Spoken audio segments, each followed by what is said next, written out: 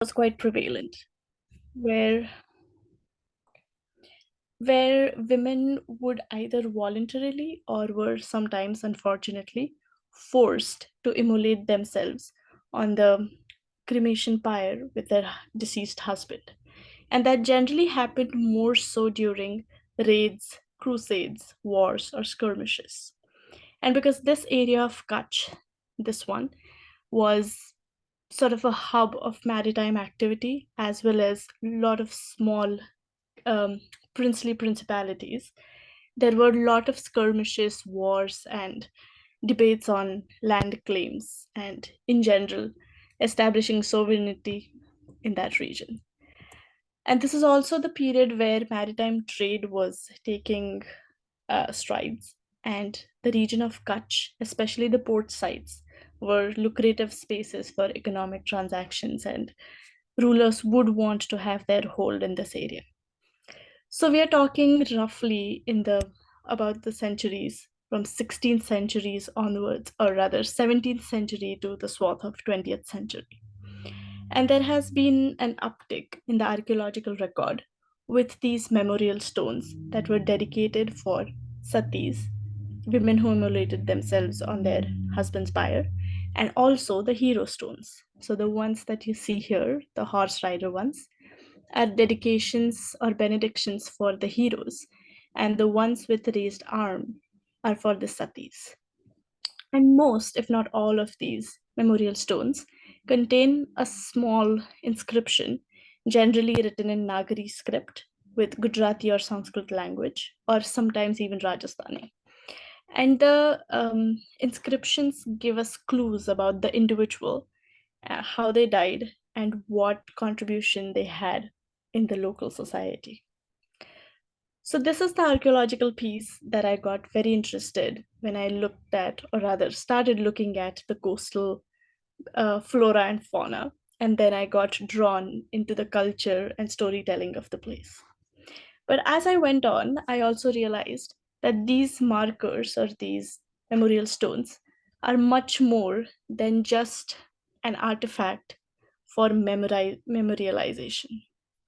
So, in most cases, if not all, some of these were considered to be guardian deity for the settlement of the town, sometimes a boundary marker where one town ends and another begins, sometimes regarded as family deity.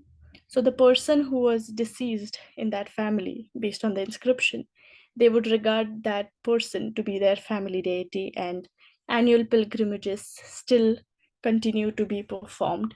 So even if the family has moved out of Kutch and maybe now resident in Mumbai or even as far as Bangalore, they make it a point to visit Kutch and this particular palia or memorial stone at least once in a year. So it's a part of annual pilgrimage kind of a piece. And it also connects some of the narratives of displacement, moving, and then coming back to the roots and all sorts of affective landscape, if I may. Some of these palias or memorial stones are also regarded as deities for health granting boons or health seeking. In case of reproductive harm, some of these satis are prayed to and worshipped for seamless or problemless pregnancies in the town. It is regarded that this deceased sati still has her blessing for the town, and hence the raised arm and blessing pose. And then that ties with fertility worship and also ancestor spirit in case the individual is nameless, or if the memorial doesn't have an inscription like in this one, although there are slight traces of some inscription. But in most cases, if you can't read the inscription, that sati is regarded as an ancestor spirit and given the dues or offerings as you would for any ancestor. And what intrigued me the most was how these material anchors on the landscape had the potential to develop storytelling and also shared cultural performance, if I may, in that town and neighboring towns. So it was not just a relic or artifact of the past, but it continued to influence the present and health and culture seeking practices along with it.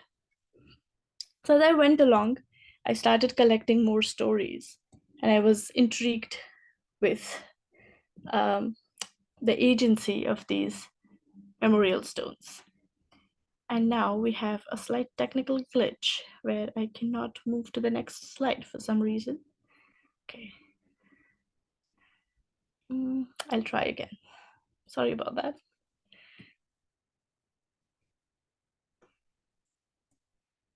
Is my screen visible? Okay. Yes, we can see the screen. It still has had that orange deity Pala you were saying with the Right, hand raised and those three fertility three circles. right. Oh, I don't know why I can't move through to the Don't worry, why don't you just click your thumbnails? That would be good, run it in the form you were just showing, the slides. You can click on the thumbnails on the side and show it. Oh, okay. Okay, I'll try Yeah. that. Okay. Sorry about that. Mm, And as I was saying, I went on collecting more stories with obviously um, proper ethnographic pieces in place, including field training and um, ethics certification in place. And I like to flag it we're not just seeing because I we're not want seeing your to. screen. Um, sorry, could you please repeat that? I don't think Uh, I. uh, We're not Could seeing you your share your screen. screen? Yeah, just Oh, share your okay. screen. My apologies. Okay, just a second. Let me try that again. Mm, okay. This is embarrassing in 2024. Uh, It's not unusual, so no need to be embarrassed. all right, here we are. Yeah, Let's we see can if I see it can now. move through.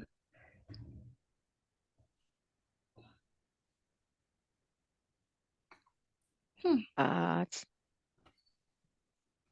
that's not, It's PowerPoint taking not a lot responding. longer than I thought. Okay, Okay.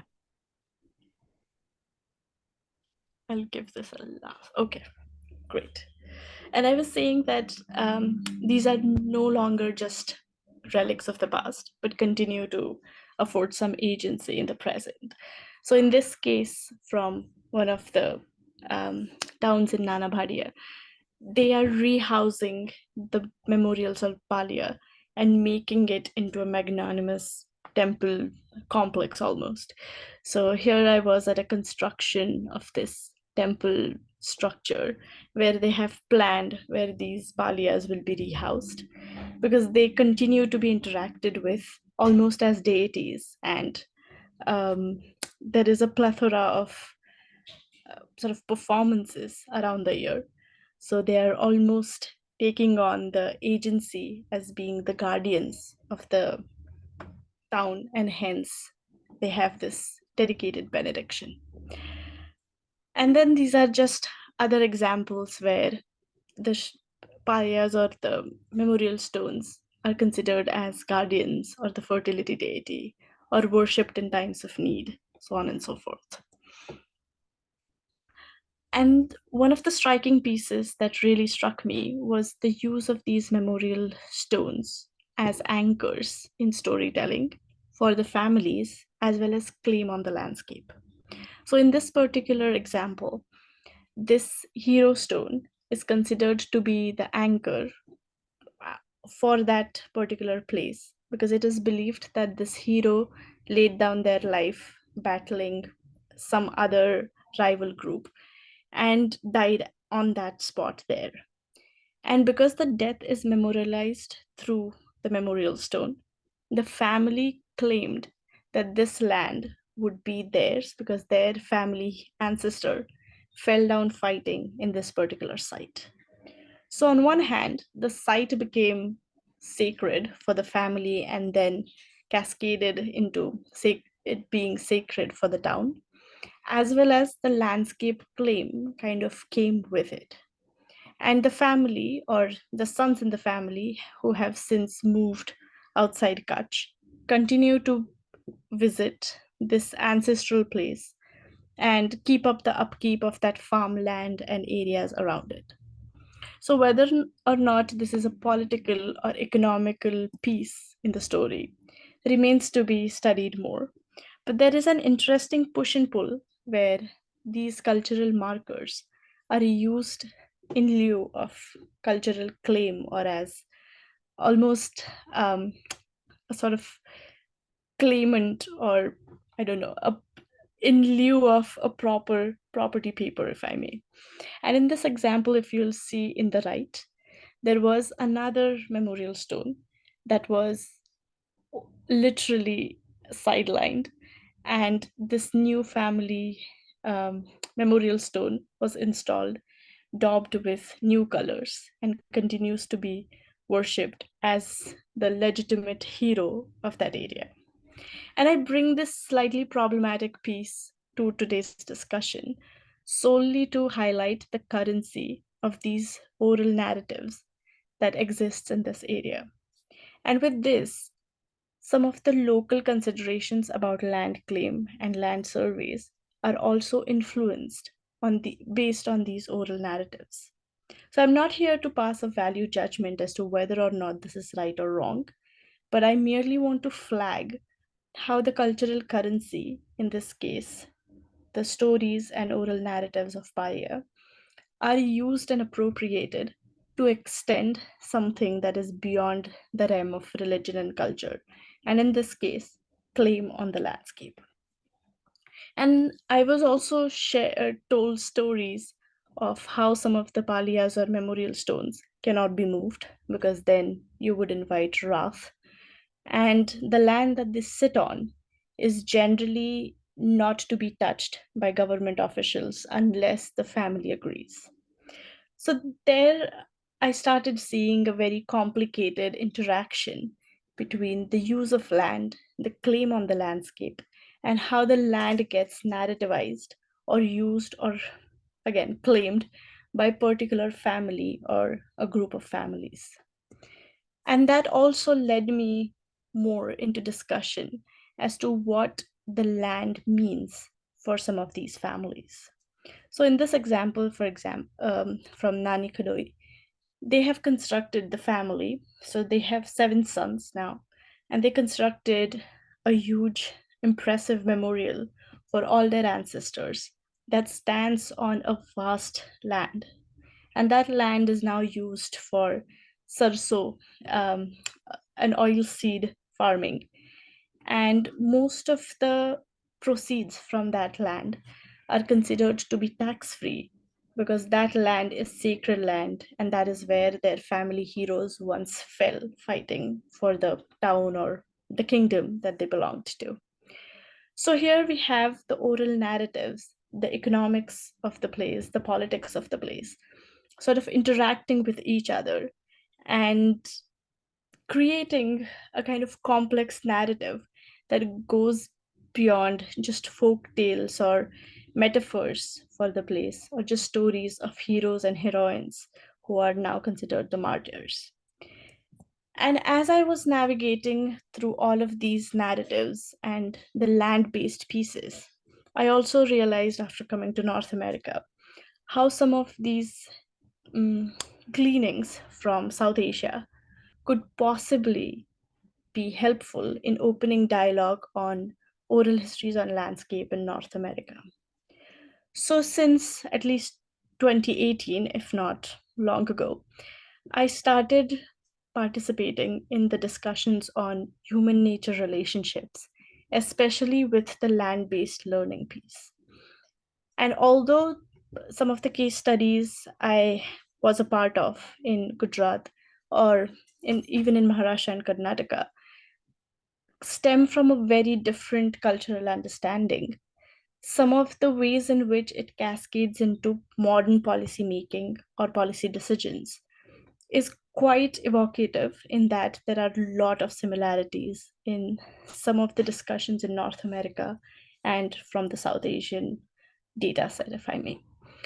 And hence, I'm working towards collaborative narrative analysis and working with people like um, the advisors at the Lodge in UFC and other places to understand some of the cultural and religious anchors that lent to the dialogue on land based learning and the discussions that cascade from that. It also involves animating or considering specific elements of the landscape as sacred. And then the considerations of sacred or profane landscape really start interacting and sometimes even creating problematics that could possibly have a breakthrough through some narrative analysis. And I'll be very happy to receive your comments and inputs, and we can take the dialogue forward.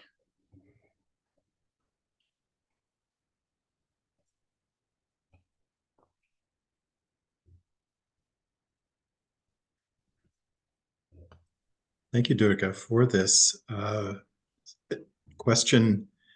In terms of using the ancestor as not only a boundary marker, but as a guide for the community, did you ever run into instances where there was conflict between two groups claiming the same? So how was that adjudicated? How was that judged then in that case? So in some cases, like at least one case, if not all, um, two towns take turns yearly and try to mitigate that issue. So for instance, the question was about a wetland which sits between two towns. And the question was, where do the proceeds from that wetland and the produce go to, town A or town B? And then there were these conflicts because there were two hero stones on either side of the wetland, and each town claimed the wetland to be theirs. So now they have mitigated that every alternate year, town A will have the proceeds, and every other year it'll be town B. So I think there are these adjustments. And as far as I know, this issue was not escalated in the local judiciary at all, but it was agreed upon and sort of mitigated through discussions and some of the ritual performances, such as the ancestor giving signals. And that is one of the popular pieces of almost like mediation, now for a lack of better term, or something like what's the word? It's not exactly spirit intervention, but something that might squarely fall in that category. Thank you, because I could see that having a lot of implications, or at least parallels, Right. with, say, even the town of Maskwacis, just south of Edmonton, where I live, where there's four bands, all meeting together in one little area, and there's only a little bit of the town that's actually not belonging to any of the four towns. So the idea of how do two groups decide on who gets the marshland? Do civil authorities ever have to step in at that point? And what power civil authorities have over spiritual matters? That Right. the interaction between those two. Did you run into that? I think you raise a very interesting and slightly sticky question. Yeah. Because I don't think I have one answer to that. In some regions, they prefer to have it divinely ordained and be kept within that field of discussion. In some cases, they do consult the local judiciary, whatever that would look like in every taluka or state. But then there is also this negotiation between the state or the judiciary or the government enforced body, lawmaking body, and local stakeholders. And there are also often instances where the local judiciary doesn't interfere and let things be. So there is, I think, a huge range of um, alternatives, if I may. Yeah. And it also changes a little based on who is the head of that taluka or state at the time. So if they are probably believers or from within the tradition, they probably would be leaning more towards keeping some of these local traditions intact rather than enforcing the law structure. But at least in two cases, there have been major conflicts, and where the issue was escalated to the High Court in India, not Supreme Court, but High Court, and then the matter was settled. Okay, thanks, Durga. Oh, thank you for that. And as you would have probably noticed, there are so many byways with this piece on oral storytelling that I did not really know which one I should choose for today. So I'm happy to just sort of navigate or chart our paths through discussions. Yeah. Thanks, Durga. That was really informative. I really enjoyed it. And my question is, so even growing up in India, if I had seen a stone like that, I would not know what to make of it. I would just see it as a deity, as something holy. But what I was kind of curious about was they started out as sati stone, so the idea of a woman immolating herself. Mhm. But has the understanding of these stones morphed? Really, and even if it is an original sati stone, is that tradition to sati really really acknowledged? Thank you for that. So again, for that, I don't have one answer, but in some regions, there is still an acknowledgement given the oral history of how the stone or the memorial came to be in that town. And it is generally connected with that sati and then the story of how she was a selfless wife, etc., etc. But like you pointed out, in some cases, especially areas that are closer to the newer metropolis or more cosmopolitan areas, so somewhere around Bhuj, they might not acknowledge the sati piece of it, but they would probably just acknowledge it as a divine deity or a deified presence that warrants attention or respect and offerings. However, in most cases, if not all, most of the women that I spoke to and interacted with were quite open about the background of sati. And they also acknowledged that, oh, that was purkhokya. So it is something that is not carried on or performed now, but that was a ritual that we are proud of, but from the past. So there is also that perceived tension, and I totally acknowledge that. Yeah, Right, thank right. you for that. Yeah. Yeah. And the other piece that caught my attention was how, because it's their land, they don't, and they can claim it, they don't pay taxes on it. And that tension, I guess, as well on, and are these many family owned? Like you said, there was a family with 7 sons, or are they community owned? That's the other question. Generally, they're family owned. Only in some cases, when it is right in the center of the town or something, it is community owned and the community upkeep. So, the example about the temple construction, where they are constructing magnanimous temple complex almost, that is a town investment where they have collected all the payas from different areas of the town. And instead of letting them sit in the sun, they will now be sheltered under the temple complex and worshipped as probably any other Hindu or local deities. Thank you. And I think I have one more last question. You began saying that this land is shared by people of 3 different faiths. There's the Hindus, the Sikhs, and the Mhm. Muslims. Now, this is Mhm. particularly a Hindu custom. So how do the other religious groups view this? Um, at least in Mandvi Taluka or some of the talukas in Kutch, it is more, it is sort of parceled as a very quotidian cultural phenomenon rather than religious phenomenon. Um, but if one were to see closely, most of the performances definitely indicate Hindu influence more than Islamic or Sikhi. But there is an acknowledgement that when a woman, in particular, of any of the families practicing any of the religions is in need, this sati will help. So, since sati is regarded, at least in most of these towns, as the protector spirit for women or guiding person or fertility deity, the boundaries of religion kind of melt away. It probably comes to fore only when the issue of claiming land is on the table, that the religious piece really takes over.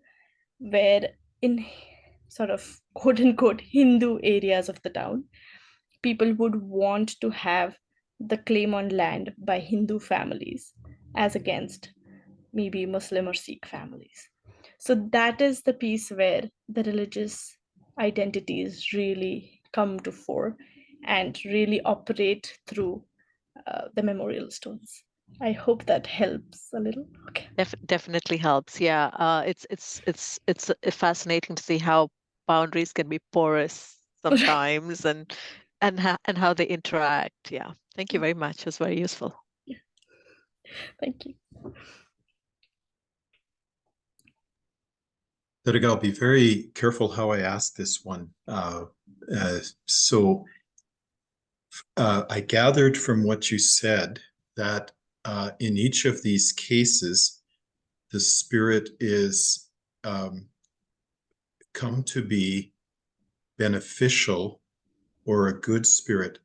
My experience in Pakistan and my experience here with First Nations Indigenous friends is that there's also a very strong belief in bad spirits, or at least spirits who aren't happy with us and are now going to do something malevolent. We need to please them. Do the women all become, for lack of a better term, saints? I know that's not the term that's used, but that idea of a good spirit, or is there a sense in which A, you've got to keep them happy, and B, some of them are bad spirits? Did that come up at all? Thank you for that. And this kind of lends into the idea of why create a memorial for a sati in the first place.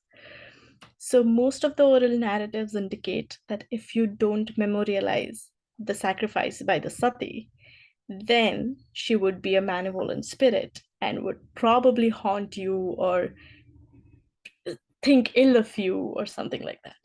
So by creating a memorializing the sacrifice, the memory, and regarding her as the high spirit almost, you are doing your due diligence and not attracting her wrath, but her benevolence. So that is the kind of piece that gets sort of narrativized. And I suspect there are obviously some narratives which sort of lean into elaboration of the malevolent spirits and what happens then. But I have been mostly focused on satis, and I've heard mostly narratives of sati's benevolence. That is probably also because it is more material and more interactive in terms of the performances that are that developed around the payas. But there is definitely room to talk more about the malevolent pieces.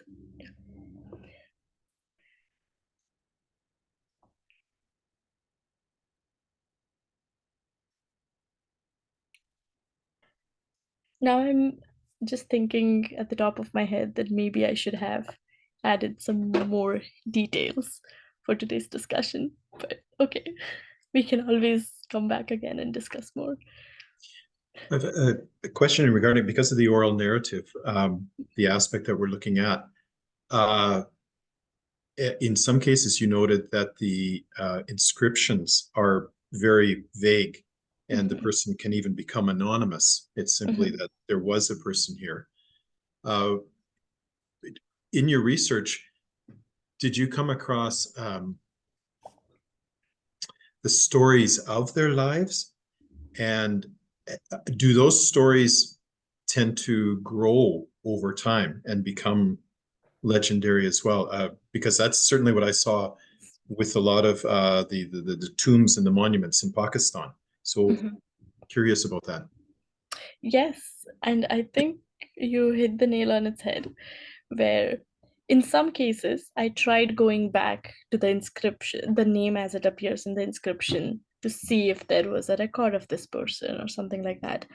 But in some cases, or in most cases, since the names are very generic, like Jai Singh, so if you were to go and look for Jai Singh Rathod, I think you will be looking for needle in a haystack. But I tried to find some identifications in the royal records or records kept in the Kutch archives. And to some extent, I have a sneaking suspicion that maybe some heroes that have the memorials are also in the records. But for the satis, in most cases, if not all, satis were not named, but they were just named as wives of so and so. And in case of multiple wife or polygamous household, it was difficult to pin down which memorial belongs to which wife, or whether all wives really immolated themselves and had memorials. So that is the gray area that I don't know how to address really as yet. And in terms of the legends sort of developing from these stories, most of these oral narratives really cash on to that piece. And because it is almost like an open canon where people contribute their own stories, and when we were sitting in circles and discussing, one woman would say, "Oh, but she was also a daughter of so and so who was from Bikaner, and then this happened," and then the kind of canon continues to grow. So I think it is also a part of this shared memory and negotiated storytelling, if I may, where it continues to build on that.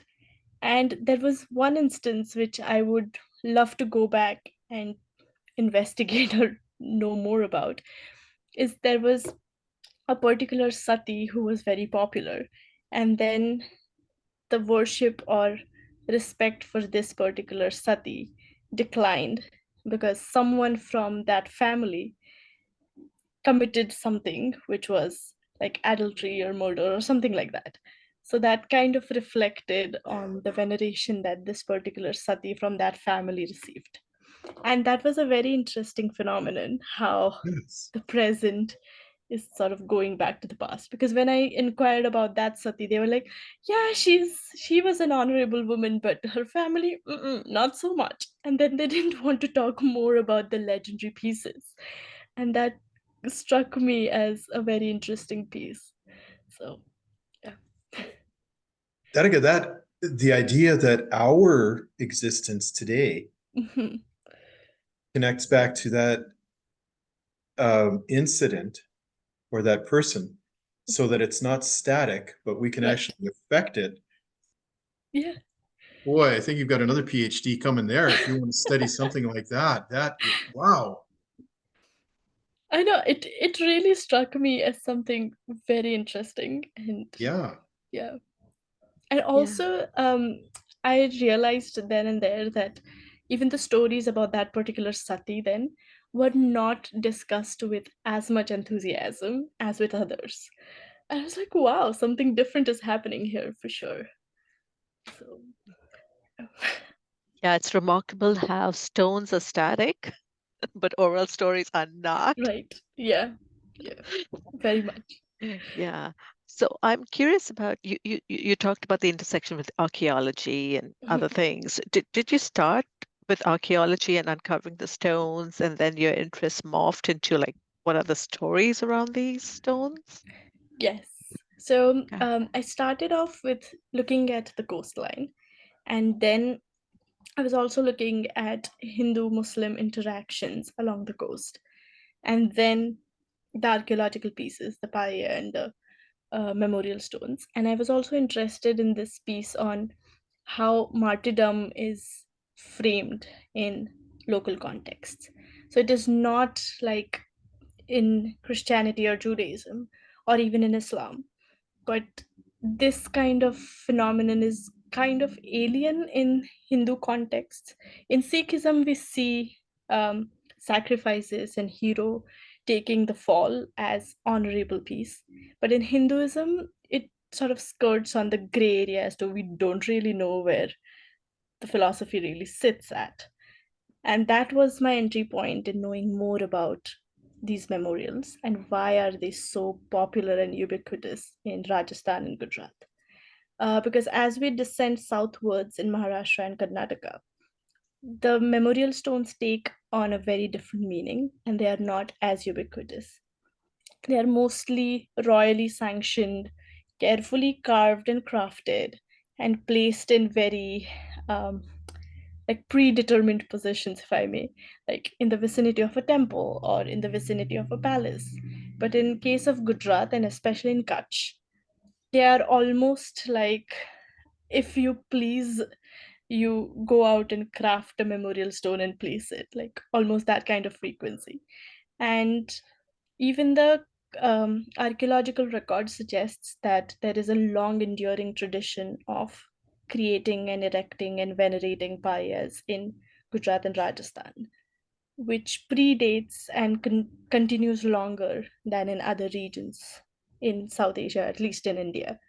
So that was basically my entry point into this.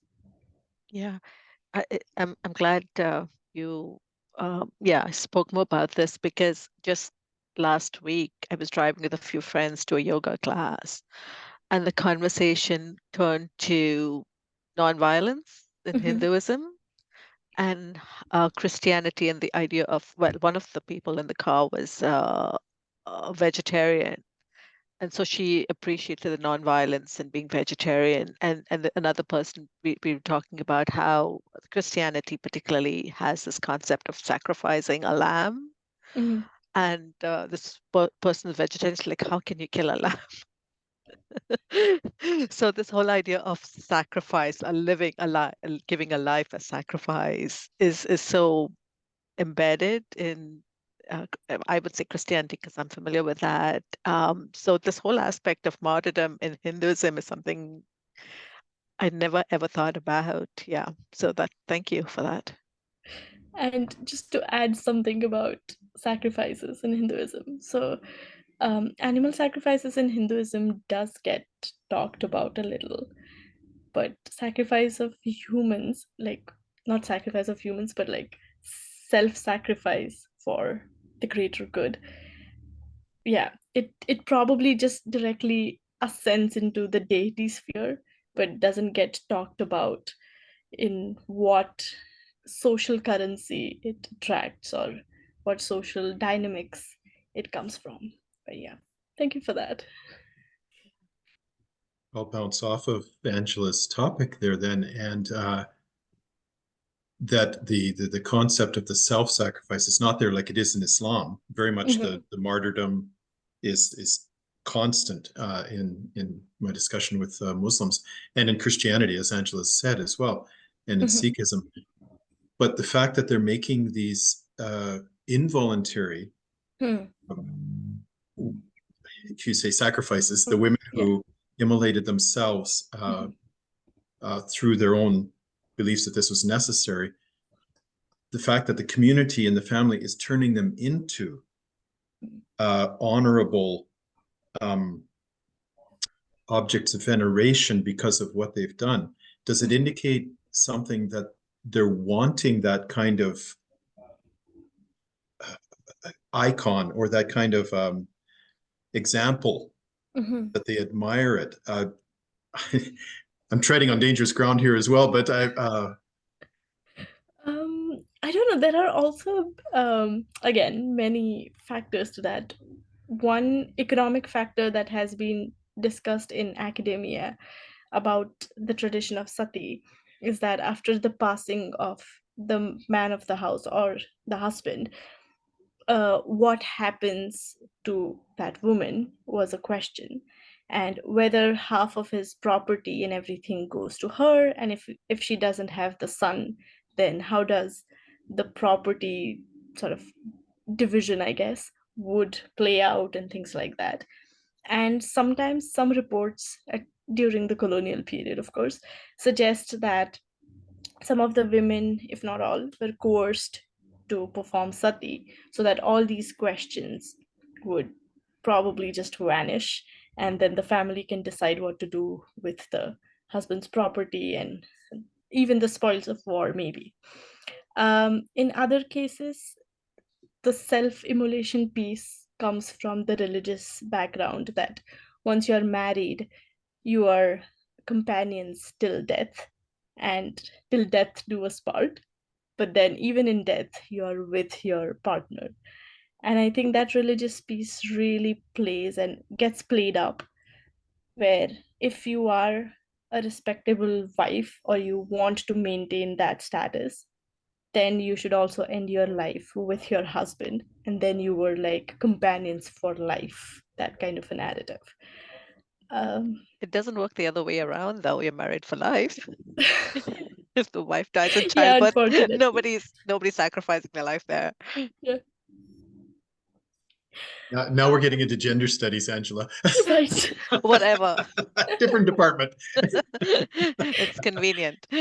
And the third piece was probably during the mass wars and skirmishes, where it was an okay practice to take women and children captives by the victors. And if the king or the rulers and the ministers are all killed, then what happens to all these women? So in Rajasthan, the practice of johar or mass immolation was also in vogue, where the whole harem used to create or make large pyre on which they would self-immolate. So yeah, it again sort of goes into so many layers. Very fascinating.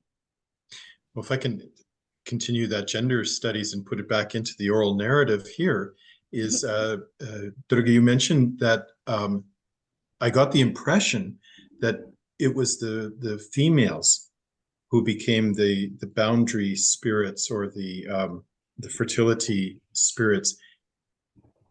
But you had at the beginning the picture of the gravestones of the men. Mm-hmm. So their memorials were there, Right. but they don't seem to be prayed to. They don't seem to be regarded as spirits. So, like, how did that work in? Right. So they're regarded as objects of veneration, but the agency that the sati stones kind of enjoy is not as much for hero stones. So probably it is something like hero stones are more benign and sati stones are more fluid in their agency and have probably larger impact if not properly propitiated. And also this very tangent, but sometimes they would pass some side comments that women tend to be ghosts and spirits more so than men. I don't know why that is the belief, but maybe malevolent ghosts. So Bhutni is like more of a sort of accepted thing than Bhoot. And even the traditional portrayal of Bhoot or ghosts is a woman wearing white sari, long hair, like unbraided hair, and then feet turned backwards. So I don't know if that really plays into this, but even when we were talking about satis, they would say that, oh, if you don't worship her well, bhutni ban ke aa jayegi. And you don't want that. You don't want the ghost to haunt you. So probably this, again, the cultural idea or I don't know actually where to tack it on, but the oral narratives tend to create this persona for satis to be more impactful in both good and bad way, and hence they seem to enjoy more agency. And that probably also goes back to the storytelling tradition, where there are more women involved in these oral narratives or storytelling or keeping the storytelling alive than men. Also because men are probably out working most of the time, and women, when they are together sharing domestic pieces of life, or when they do community pickling or um, annual things, there are a lot of sharing of stories and a lot of avenues to do that probably. So I think the gender piece really shines through in these instances. Can I make a comment? It occurs to me also that women in these societies may not have much formal power in Mhm. terms of owning land and property, or power particularly. So this is one way of maybe acknowledging their work and sacrifices, and fear that if you do not, harm could Right. come upon you, because they have no formal power to be recognized. But there's some way of understanding that, they need to be recognized in some way. Mhm. Yeah, actually, Very, that's a very good point, because there are like it's two very papers nice. that I can think of at the top of my head. One is on Jain women's memorials in Rajasthan, um, and how that was used as, or that continues to be narrativized as, the piece on power and claim on landscape, very similar to what is happening in Kutch and Gujarat. So very true. And I think the uh, performative agency in the society, and or lack thereof, is compensated through the agency of the sati stones, because most of the priestesses who service the sati stones are also female priestesses rather than males or male custodians.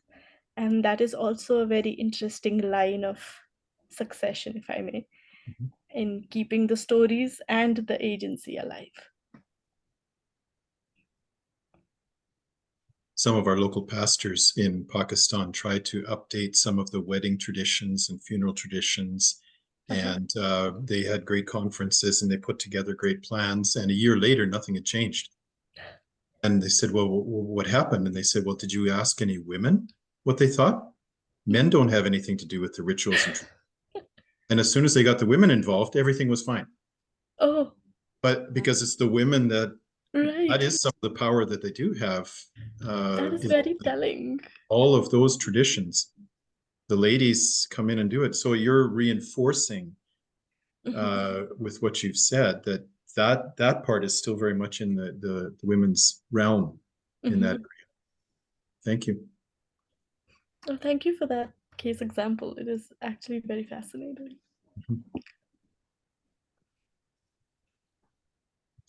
By the way, I was with some of my Pakistani friends, and one of them brought his little boy along, Mhm. and the little boy had never seen a white person before. And so after conversing for a while, the little boy began shaking and he looked very scared. And finally, his father said to him, "What's the problem?" And the little boy pointed at me and said, "Boot."